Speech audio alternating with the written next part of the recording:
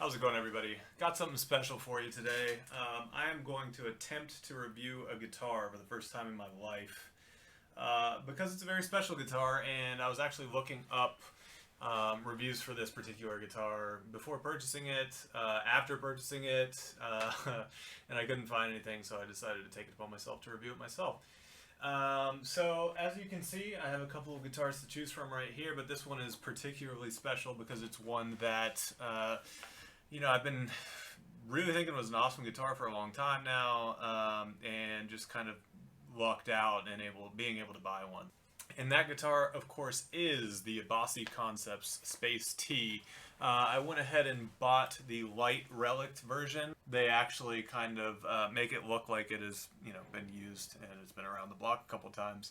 Which I thought, some people have their opinion on relics. I personally think that if they're done nicely, then they can add a pretty cool aesthetic to the guitar. So unfortunately my camera setup is not going to really show this from this angle, but I'm going to go ahead and flip the camera around here momentarily and we can take a look at that a little bit further. So what do you get when you order one of these guitars? First of all, you get one of these G&G cases. This is not one of the molded Abasi Lorata cases, which, I get. But at the same time, I was a little disappointed not to see the actual logo on the case. But here you actually see the guitar. And of course, this is the Space T that is lightly reliced. And hopefully with this camera angle, you'll be able to see that a little bit more. You see some of these dings here that were obviously added to give it that kind of relic look. And overall, you see some of the paint looks faded. It's been probably roughed up a bit. And, I mean, it looks pretty tastefully done. So one thing that's interesting, of course, is that the pick guard is brand new. It doesn't really match up with some of the other dings that you see. You can also see the Godot ashtray bridge here is definitely scratched up and stuff like that. The pickups being mostly brand new, but you can see that the actual cover here was scratched up. Again, I think it looks really well done. It was thoughtfully done, but there's definitely some more convincing stuff out there. You see that we actually have the Rich Light fretboard with the dot inlays. So some people may have an issue with Rich Light, but I honestly don't. It plays pretty good, and it definitely has a pretty nice twangy tone to it, so I think it works for this guitar. I might not want it on some super crazy expensive Les Paul or something like that, but on this guitar I think it works really well. Then we get up to the headstock here. We see the Hipshot tuners, and of course the headstock is slightly reliced to match. And of course on the back you can see the string through design and some additional relicking. You get a good view of the Okume wood here. And it's actually really nicely done, in terms of relicking and in terms of the actual grain of the wood. Pretty happy with this. It's very light and very playable standing up. It's definitely the lightest electric guitar that I have in my collection. I was actually in the market for a Fender Telecaster, and I was looking around for the right one, right? I wanted basically a similar pickup configuration. I wanted to get more of a twang that I could get in my primary guitar, which is this LTD M1000 here. And so I kind of settled on the Telecaster. I also wanted the ability to get some clean tones that I can't really get out of that guitar with the DiMarzio humbuckers. And of course the single coil in the front helps with that. So I looked up the Greg Koch Fishman set when I found out that that was on this guitar, and I thought that they sounded pretty good. But unfortunately I wasn't able to find any reviews on this particular guitar, so I kind of went in blind. It's not an inexpensive guitar by any stretch of the imagination. I've seen a lot of people on Instagram or YouTube or whatever that are playing this instrument at NAMM, or they're clearly like an artist or something that's affiliated with Tosin's brand, and that's cool and all. But for the average, better musician like me who goes out and buys this thing, I mean, it's a significant investment, right? And so there was a lot that went into my decision making that ultimately led me down this path. There's really, when you start to talk about like high-end Telecasters that are new, there are a couple options. Obviously, a lot of people make their own kind of Telecaster style model, especially with the pickup configuration that you would expect to find in a Tele. Fender obviously makes you know, the original, and there are a couple options there that they have in the $2,000 range. So that's obviously a pretty good example, but I don't know, I wanted something a little bit different, right? So then you, of course, have the other manufacturers that make Tele-style guitars that, you know, may have spawned from Fender. So then you start having the GNLs of the world or the Suhrs of the world. And those are interesting. I actually saw a Suhr guitar that was in my area that was on sale. I mean, it was like... the price was almost too good to be true, you know, given the fact that those guitars, they really don't depreciate much, if at all. And so it was gone instantly, basically. And I was kind of bummed that that happened. I would definitely like to own a Suhr Classic T. If I would have gotten that guitar, I'm sure I would have been very happy with it. But yeah, I mean, I had my eyes on this particular guitar for a while. They were just sold out, right? And so I just happened to be in a place where I was looking for a guitar, and then I missed out on the Suhr. I was kind of bummed, and then I was just literally on Instagram, and the first thing that shows up is Tosin posting the latest drop is now available. And so I go to the website. I've never clicked on anything faster in my life. I go there, and I see that half of them are sold out, right? And the one that, you know, I thought was actually, I mean, I really wanted a butterscotch color, you know, the OG like Telecaster color guitar. So I was immediately drawn to this, and then there was like this super bright version that was like the new like non-Relic version, and I thought it was a little too much for me. And then there was a heavy Relic version, which I thought looked great too, but that was already gone. So I basically immediately was drawn to this one just because it had the OG, like I said, aesthetic to it, and it had everything else that I wanted in the guitar. So I basically just snapped it up, you know, and that's, you know, basically fast forward a week later, and the guitar arrived, and I haven't really put it down much since, and I've been playing a whole bunch of stuff with it, and it's really great. There are a couple issues that I have with the guitar, however, and I feel like I would bring those up, obviously, in this video.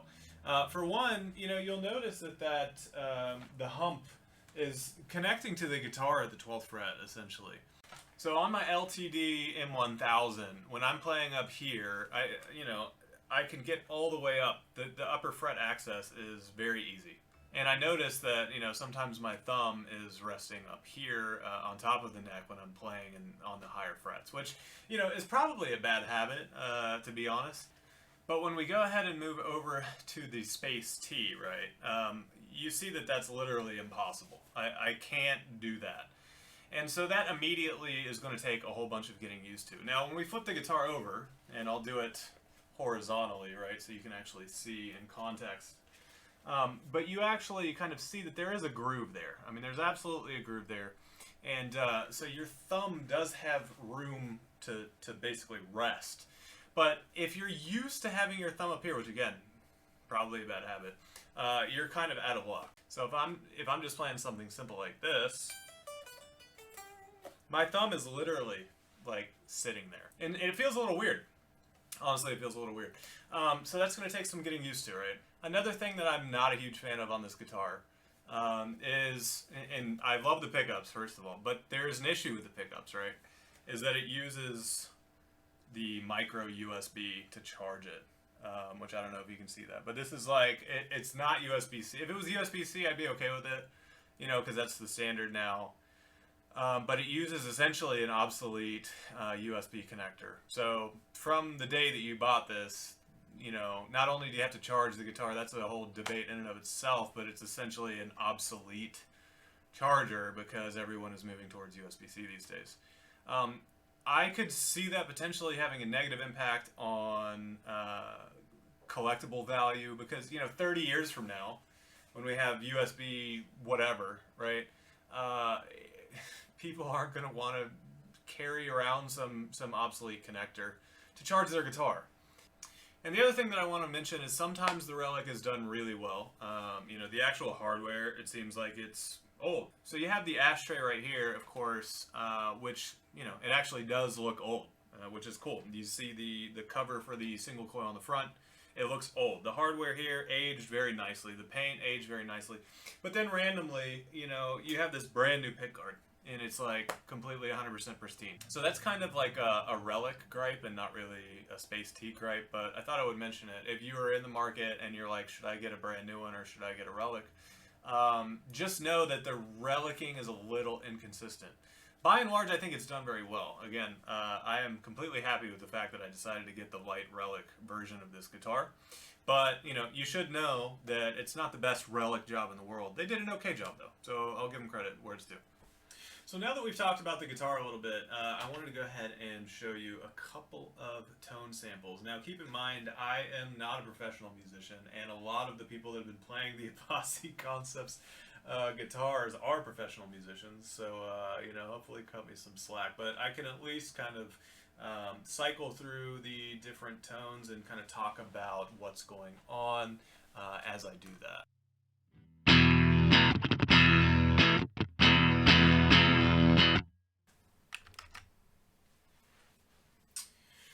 Yeah, so we're just going to walk through this. I'm going to go ahead and just play something. It's basically just a JC120 style amp. There are no effects other than that, and I'm just plugged directly into my Helix, and I'm recording this into Reaper. So I am on the bridge position, and I'm just going to play a couple things and cycle through the different settings of the pickups.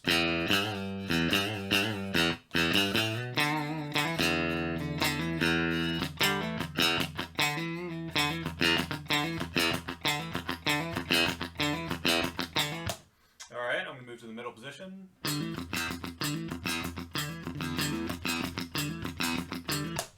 Neck position, no boost. And now I'm going to add the boost. Keep it on the neck position. Middle position. And bridge position.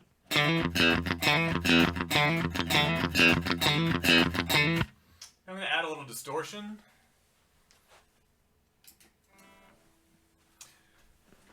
So now I've added a little distortion. This is just the Tone Sovereign pedal, which is in the Helix.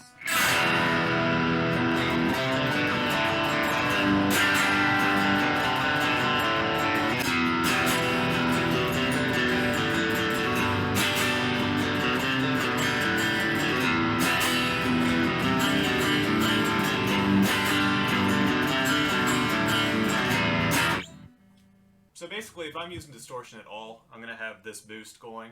It just adds a little bit of volume, and I feel like it makes a pretty big difference in the tone as well. So, you know, there are some people who would say that, okay, the tone of a Telecaster, and this has, you know, that tone in my opinion, is somewhat limited, right? You can't play super high gain stuff, and I would actually beg to differ.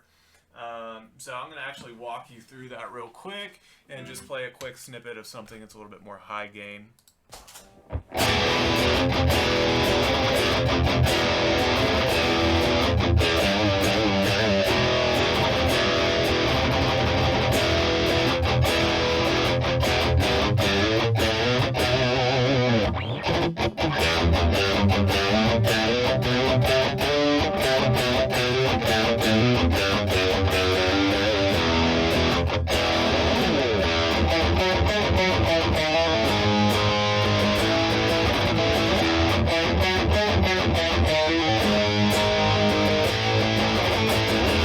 We got to do a couple clean tones too, so I'm going to start with this not boosted, and we're going to be in the neck pickup, and I'm just going to do a couple tapping little things that, you know, maybe you play on a Telecaster. I don't know, it's up to you, but here we go.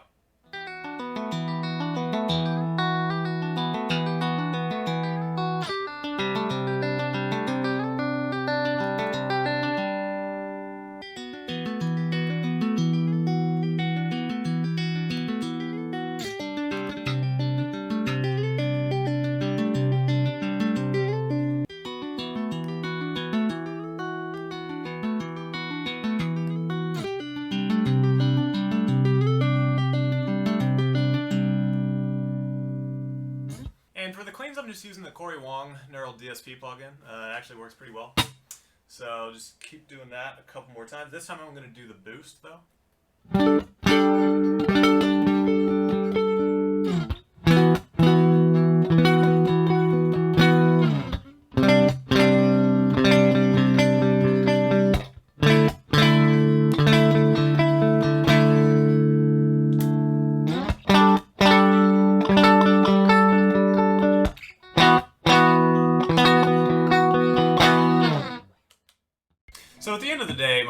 favorite tone that I can get on this guitar is just throwing this thing on the neck pickup, cranking the volume, cranking the tone, and of course having the boost button on. And I'm just going to play a quick little jam that I wrote a long time ago in a Jazzmaster, actually, but it sounds pretty great on this guitar as well. And we'll go ahead and call it good. So I hope you enjoy, and I will see you in the next one.